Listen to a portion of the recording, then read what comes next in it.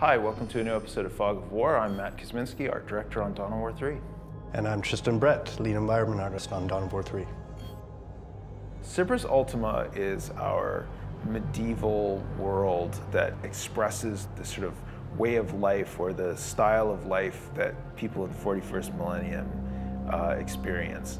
There's also a number of little details that we did as well. There's little nooks and crannies of things and stuff in the non-playable spaces that kind of draw your eye a little bit, not too much that it competes with gameplay, but enough that you sort of see little corners of the map that make you go, oh, that's cool, that's neat, I want to know more about that, what's going on there. And so that was a big part of making maps that people wanted to come back to over and over again. The natural rock sets were designed in a way that the artist had a lot of freedom to create some unique rock formations. The walls and structures were designed to in a modular way so they could tile vertically and horizontally to allow us to create a lot of different unique layouts. Gave the designers a lot of freedom to create a variety of spaces. The whole intent around Cage World was to create something very alien and very disorienting. And also, for me, I wanted to do something that players had never really seen in a Dawn of War game before, something very, very unique. Derived from the idea that you could build a world out of sort of interconnecting blocks of almost living metal, so to speak. The desire to revisit the worlds was something that was really important to me, and it was something that I put to as a challenge to the environment team.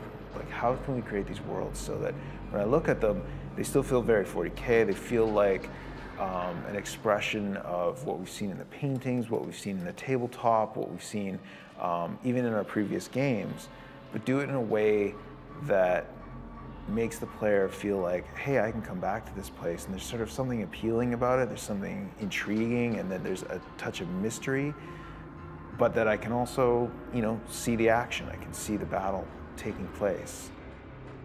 So Starfort, it's a rather new tile set in the Dawn of War franchise with some of our technology, with Alpha Terrain, basically unstrapped us from the ground and let us do something that, in space or in low orbit. And the architecture is sort of a nod to the Gothic kind of grimdark direction, but it's also sort of fresh in that it's a giant space station or a giant war machine that you're playing on. So just having that sense that you're fighting on this big battle barge type of map was really exciting. The sheer scale of them and the size of the weaponry on display on them, they are the sort of ultimate expression of Imperium technology.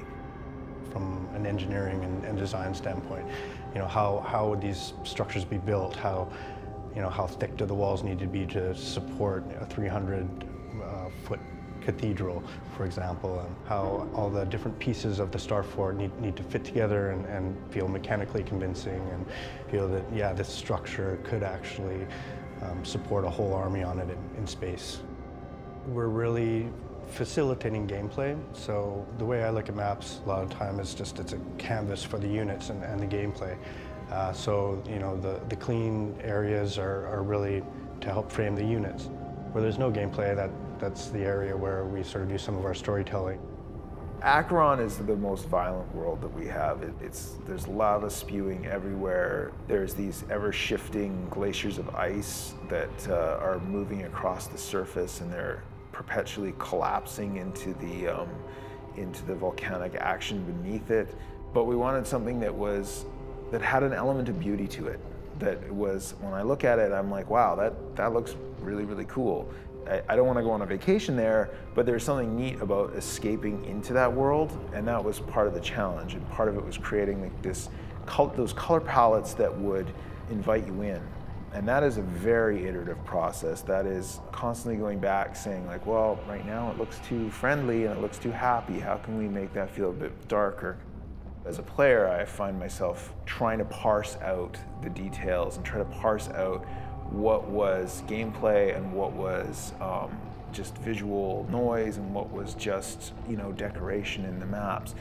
So a lot of it was like, okay, hold on, let's think about what we really need to convey this world to frame the action and take people to someplace really interesting and cool. So there you have it, some of the environments you're going to be seeing in Dawn of War 3. Thanks for watching, and I can't wait for you guys to play the game.